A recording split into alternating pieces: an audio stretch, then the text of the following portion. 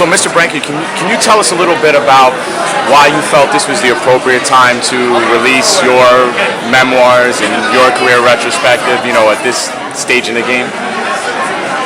Truthfully, I never thought about writing a book. But my brother John's been on my case for years and years and years.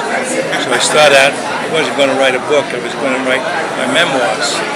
And I eventually gravitated to writing a book. And I started like a year ago, June. My brother died like a month and a half later. But he was happy that I was writing it. And John was my older brother, a year and a half old, but he was like my mentor, my coach, and we were very, very tight. So I know he's happy I've written it. And as it turned out, the book is an easy read. People like it, those who have read it. Family and some friends like it. And coming out now, it's just Scrivener did that. They think that the fall season is the best season for writing books and selling books.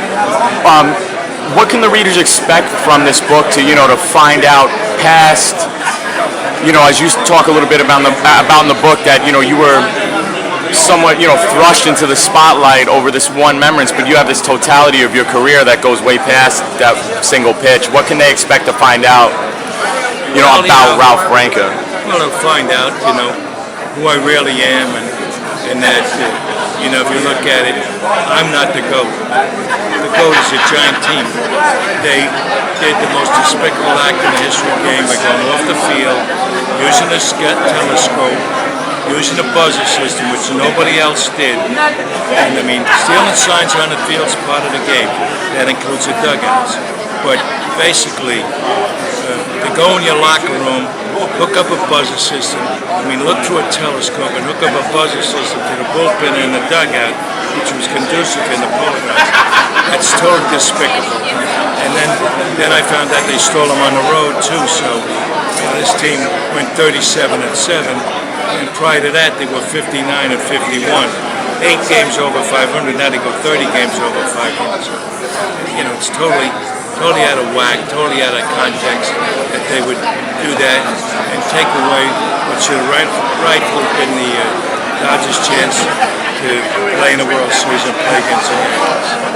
How do you feel about continuing to give back through the Sports Angels charity, which you helped to establish and that we're here tonight, to support? How do you feel about still being able in a position to, help assist youth participation in sports? Well, I think today it's more prevalent with the ball players. They make a lot of money and they set up charities because it's conducive, it's tax deductible, that they give money to charities and get tax deduction for it. So I think that all people in the public life should do something for charity. And ours is especially talented because it's for kids in sports. When we make the money, take the money, we give it to other charities that help kids in sports.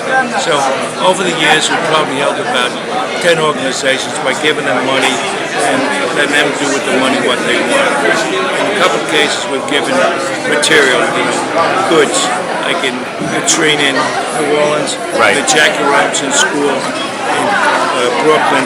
We just gave them uniforms and spikes and gloves and balls and bats. And we gave sports equipment to New Orleans.